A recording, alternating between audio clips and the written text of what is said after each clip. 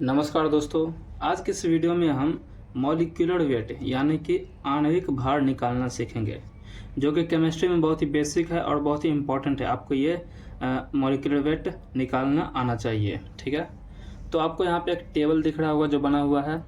यहाँ पर atomic number दिया है, एलिमेंट का नाम दिया है, जो तत्व होते हैं सभी के नाम हैं, और उन तत्वों का भार वो भी यहाँ पर लिखा हुआ है, और संकेत भी लिखा हुआ है। उसे शॉर्ट फॉर्म में इंग्लिश के एक लेटर में कैसे दिखाते हैं, ठीक है, संकेत दिया हुआ है।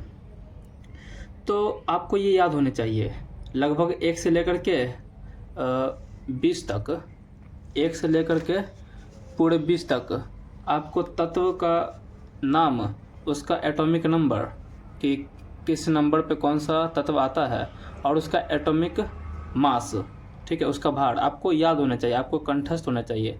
तभी आप मॉलिक्यूलर वेट आसानी से निकाल पाएंगे, नहीं तो आप नहीं निकाल पाएंगे। आपको बार बार ये टेबल देखना पड़ेगा। तो सबसे पहले तो इस टेबल को आपको याद करना होगा, ठीक है। तो आप यहाँ देख सकते हैं कि हाइड्रोजन का एटॉमिक नंबर 1 है और इसका एटॉमिक मास 1 है, ठीक है। हीलियम का एटॉमिक नंबर 2 है और इसका द्रव्यमान 4 है। तीसरे नंबर पर आता है लिथियम, लिथियम का एटॉमिक मास 6 है।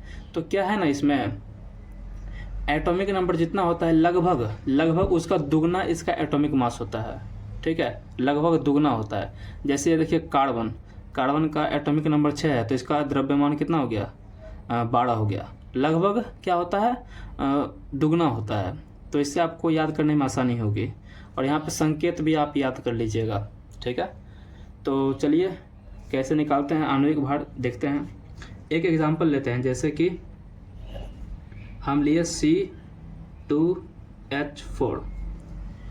ये जो हमने लिया है C2H4, इसमें ये C2H4 क्या दिखाता है, यहाँ पे C2 लिखा है, मतलब कि ये कार्बन का संकेत है। देखिए कार्बन को C से दिखाते हैं ना, तो ये कार्बन 2 है और हाइड्रोजन यहाँ 4 लिखा है, मतलब कि 4 हाइड्रोजन है। तो ये 2 कार्बन और 4 हाइड्रोजन मिलके एक क्या बनाया, कंपाउंड बनाया। क्या बनाया, एक आणविक अणु यानी कि कंपाउंड बनाया, मॉलिक्यूल बनाया।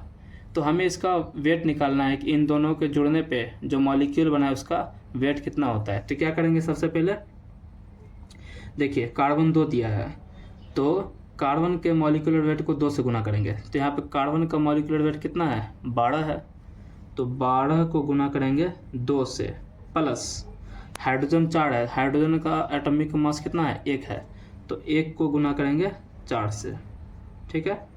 तो अब जो सॉल्व कर नहीं पाएगा वो हमारा मॉलिक्यूलर वेट होगा। तो 12 दूनी 24 प्लस 4 क्या हो जाएगा, 28।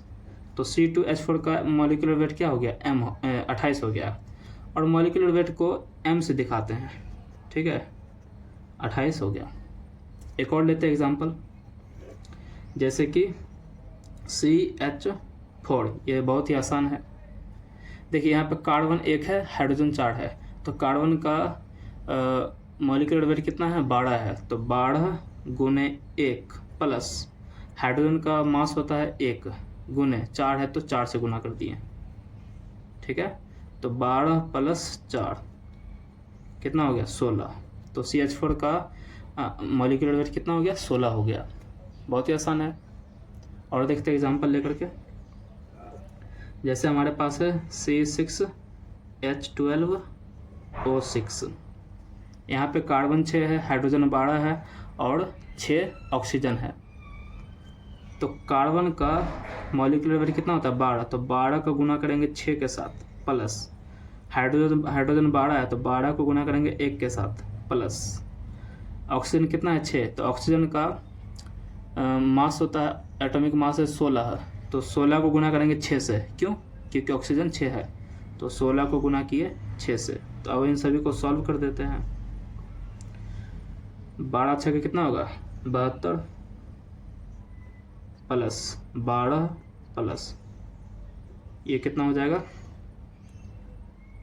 6 36 96, ठीक है। अब इन सभी को जोड़ देते हैं।